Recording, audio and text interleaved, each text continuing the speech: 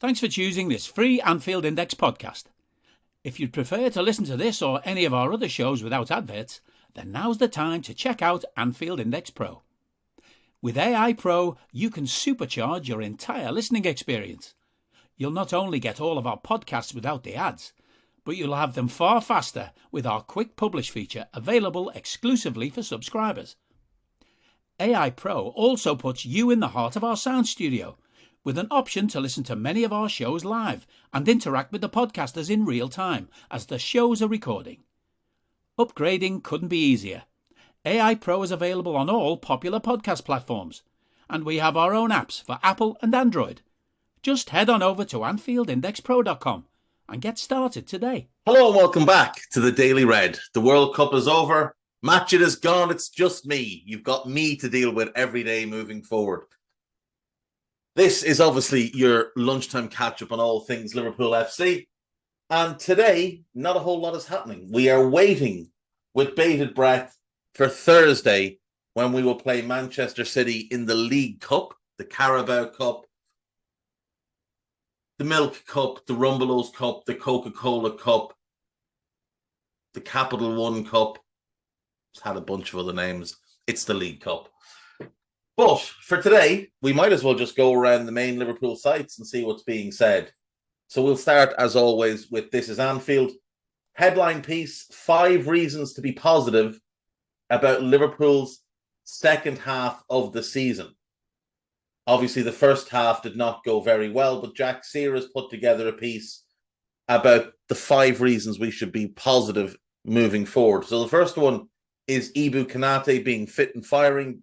He mentions the fact that he did miss the first 2 months of the season, but Ibu was in good form going to the World Cup and was outstanding at the World Cup. You could make an argument that no central defender played better than him at the World Cup and that he should have been starting every game for France. He certainly should have started the final. And if he had started the final, maybe one more game, but maybe just the final, and played at the same level, well, firstly, France probably win, and secondly, he probably makes the team of the tournament. Núñez looks to have settled. Darwin looked bright and dangerous in his appearance against AC Milan. So hopefully we get to see Darwin go on a bit of a tear through the second half of the season. It would help if he could play through the middle for the entire time and not have to do a shift on the left, which is a waste of him. Players returning. So we know that Diaz is out until probably March with a second knee injury. But Naby Keita and Oxlade-Chamberlain are back. Joel Matip is fit again. Calvin Ramsey looks like he's fit again. Artur is ahead of schedule and he should be back soon. Cade Gordon is working his way back. And Diogo Jota should be back in February. He is working in the gym now. The club have appointed a new doctor, and hopefully the recovery period of players' injuries becomes more streamlined with this gentleman in charge. Some of the youngsters obviously looked pretty impressive in the last couple of friendlies. Stefan Bajcetic looks a good player. Bobby Clark had that unbelievable assist to Darwin. That is a sensational ball. To play it with that weight, the fact that the ball kind of just skimmed the ground, moving, a brilliant pass. Ben Doak looked really, really lively as well. Luke Chambers looked pretty good. And I think he's a left back, not a centre back. Klopp says he's everything for a centre back. He doesn't have the height that Klopp looks for in centre back, so he doesn't have everything, but I think he looks a pretty good left back. And is it Dominic Cornice? He looked pretty good in midfield as well. And then finally, still all to play for. This City will win the league. Like there's no reason to look at anything else. City will win the league. They were going to win the league. Arsenal have had a couple of injuries, and that's going to contribute to it. But City were going to win the league anyway. But the League Cup is there to be won. If we can beat City, you're only really looking at United of the top teams who'd be left, and we'd smack the face of them if we got them in an important game and played anywhere near our best level. We've got the Champions League to look forward to. Real Madrid will be tough, but it's definitely winnable, especially if we have one or two players in the door on top of what we already have.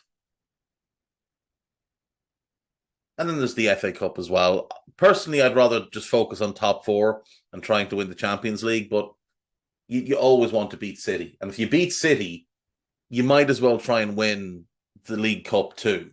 So maybe bin the FA Cup and just go after the League Cup and Champions League.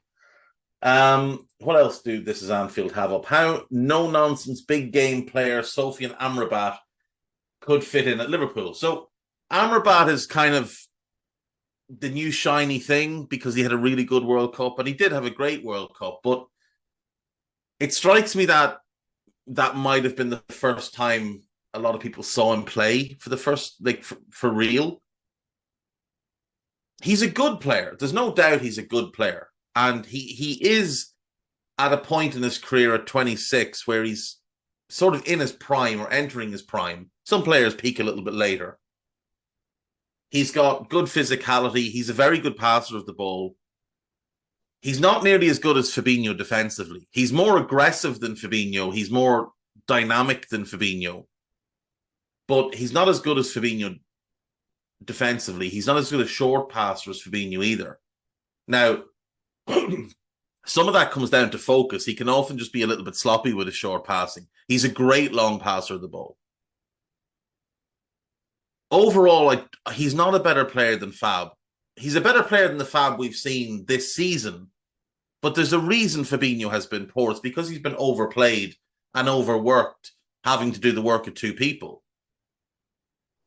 I don't know that Amrabat would look much better if you put him in our team and asked him to cover for somebody all game long, as well as do his own job. You would take Amrabat at the club as a backup to Fabinho who can rotate and play, 25 starts a season from 60 games. Whether he'd be happy with that or not, I don't know. But my preference would be to sign a younger backup to Fabinho who can eventually become the first choice. Someone like Manuel Ugarte from Sporting, someone like Manu Kone, perhaps. The ideal is Moises Caicedo, because he can come in and play as an 8 to begin with, also be the backup 6, and then transition into being the starting 6. Caicedo would be the absolute perfect signing for January. But Amrabat wouldn't be a bad signing. He just wouldn't be as good as people expect him to be, because he's not that player on a week-to-week basis. He's a good player, but he's not a great player. He looked a great player at the World Cup, but that's the World Cup. You can't judge players off the World Cup if you haven't watched them regularly beforehand. And let's be honest, Fiorentina, if you're going to watch a Serie A game,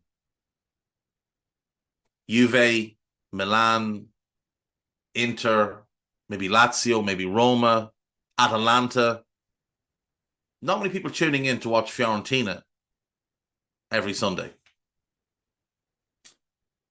1 runner-up and 3 shootout defeats. Liverpool FC at the World Cup in numbers. Caoimhín Kelleher ready to go as Liverpool's number 1 at Man City. Obviously, Kelleher will start because he is the cup goalkeeper. Liverpool and Man City CEOs write to fans over eliminating unacceptable behaviour. That's probably a good thing. LFC makes surprise £10,000 food bank donation as part of Operation Christmas Magic.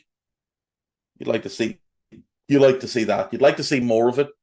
You'd like to see all the Premier League clubs coming together, because there's so much money in football that they could eliminate food poverty in the UK instantaneously if they decided to. Jota in the gym and World Cup Reds return. 4 things spotted from Liverpool training. Divock Origi already touted with AC Milan exit amid injury nightmare. It's not just an injury nightmare. He has been garbage. He has been garbage when he's played. Why Liverpool and Weston McKennie transfer rumours should be ignored by Jack Lusby. I wouldn't imagine McKennie is really on our shortlist. Now, the possibility was that we could sign him on loan, but we can't because we've already got Artur on loan from Juve. So I would suggest it is just he's another one that had a good World Cup. He's obviously sort of on the fringes at Juve. He probably will move to England at some point. I just don't think he's our level. I like him as a player, but I don't think he's Liverpool level. I think if he's coming to the Premier League, he's probably, Leeds or someone in that kind of, mid-table sort of range. And then if he does well there, maybe he can take a step up. But for now, someone like Leeds would suit him better than someone like us. Liverpool.com. Jurgen Klopp can unleash silent assassin at Liverpool by following 15-goal template. One Liverpool player has only netted 3 competitive goals since the start of 2021, but he has shown he can net a fair few more. This could make all the difference. Oh, Thiago. Thiago is an incredible footballer, but he's not someone that scores a lot of goals for whatever reason. It is a strange thing because his technique of shooting is absolutely flawless, as is everything that he does. Like, he is so on point with the way he strikes a ball. And when he does score, they do tend to be a little bit special. But this is a guy who's only scored 48 goals in 473 club appearances. So basically 1 in 10. And 3 of them came at the Barcelona B level, 3 in 59. He got 11 in 101 for Barcelona, 31 in 235 for Bayern, which is a bit better than 1 in 8. And then Liverpool, he's got 3 in 83. His best season, he scored 9 one year in 16-17. He got 7 another year. And he's never been above 5 other than that. So, yeah, you'd like to see him score a few more. But when a player's got 50 goals in their career, including internationals, in over 500 games, and at senior level has got 47 goals in, what are we looking at, about 460 senior games, you're not to expect a ton of goals. It's just not worth getting yourself worked up over.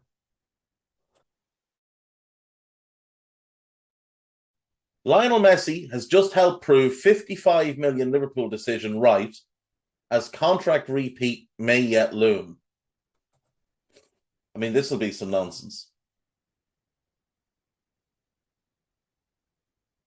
I don't even know what. Okay. All through this tournament, it was Messi that dragged his side forwards.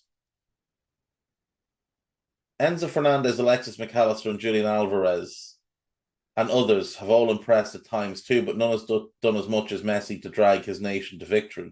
That defeat to Saudi Arabia feels a long time ago. I don't even know what the purpose of this article is. Oh, it's basically about the Salah contract. Right, well, that was an absolute load of nonsense. What an absolute load of muck.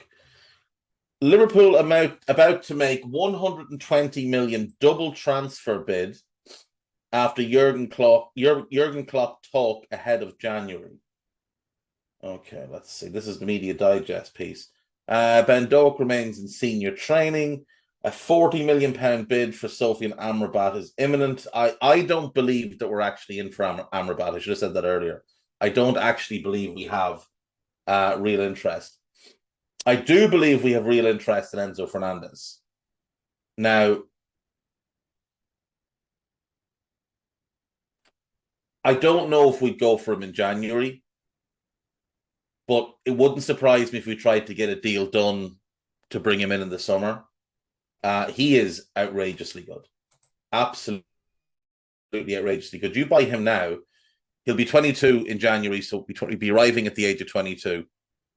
And you'd be looking at a guy that's basically Tony Cruz, but better defensively for the next however long. Enzo Fernandez and Jude Bellingham query has clear answer: Liverpool, Dortmund, and Benfica. No. Luis Diaz has disrupted Liverpool's own Erling Haaland plan, leaving Jurgen Klopp with no choice. That's the Diaz injury, obviously forcing Darwin to play on the left. Enzo Fernandez proves FSG transfer mission after Argentina did what Liverpool still must. Enzo Fernandez is one of 2 new Thiagos on Liverpool's list as 25 million transfer agenda rewritten. Who's the other one then?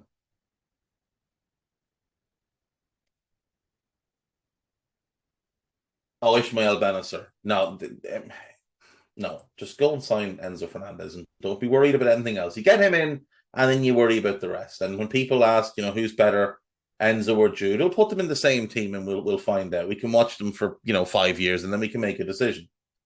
Liverpool should unleash exciting talent on Man City as Jurgen Klopp faces Naby Keita choice. Which exciting talent? Personally, I think he should go with the strongest team he has.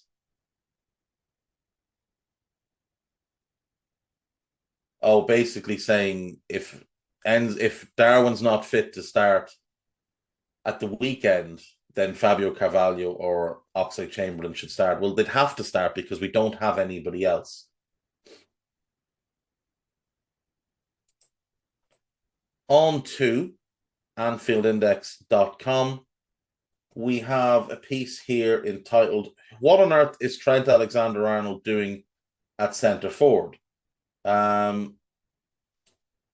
So this is some clips from the game against Milan, written by Richard Coles, and just highlights some of the positioning that Trent took up. It was a little bit similar to the garbage that we saw earlier in the season when he was playing in very, very strange positions. Ben Doak, expectations need dampening down. This was written by David Davis. I say no to that. I say let's just get all hyped about it. He is, in fact, going to be better than Messi. And we might as well just accept it and embrace it now. Could Fabio Carvalho emulate Coutinho after the Diaz injury? That's written by Stephen Smith. Jude and Enzo, the dream before the heartbreak of reality. Also written by David Davis. There's a preview of the League Cup there as well. There has obviously been the World Cup daily pods throughout the World Cup. If you haven't listened to them, give them a go. The final, the post-final one was pretty good. The final preview was good. They were all good. They're all great. And because me and Carl are the only people that didn't take the World Cup off, there is also a Scouted Up. Now, this was an idea that came from Isaac Gilding on our Discord. It's called the Weird Cup. And basically, Isaac's idea was if you amalgamated certain countries and made them, one national team. So, for example, England and Wales, the conquered by Rome Rovers. Spain and Portugal, the Iberian threat. France and Italy, fine dining fury. This is, I don't know how he came up with this, but this was genius. Argentina and Uruguay, white and blue rage. So myself and Carl went through this and we basically held a World Cup. And it's fun. It is fun. So give that one a listen. That is out now. And yeah, that is basically it. That's all from me today. I'll be back with more tomorrow and more on Thursday and more on Friday. And then obviously it's Christmas, so won't be round probably Saturday, Sunday. Obviously, we normally don't pod on those. Won't be here Monday and possibly Tuesday, but I'll definitely be back on the Wednesday and we'll go from there. Yeah. Take care of yourselves. The cold snap has gone away. So maybe go outside and get some air. Go out and kick a ball around or whatever it is that you like to do yourself. And I will talk to you soon. Bye-bye. We hope you enjoyed listening to this Anfield Index show. Please be sure to subscribe to our channel so future podcasts find their way to your device automatically. There's nothing quite like fan engagement, and we'd love to know what you think of anything discussed on this show. The best way to get in touch is over on our free Discord community, where both podcasters and listeners debate the hottest LFC topics 24/7. Sign up free now at AnfieldIndex.com/Discord. You won't regret it. You can also follow us on Twitter at Anfield Index and find us on Facebook by searching for Anfield Index. Oh, and before you go, we'd love it if you could leave us a 5-star review on your favourite podcast app. It only takes a couple of seconds, and it means the world to the people who create these free shows.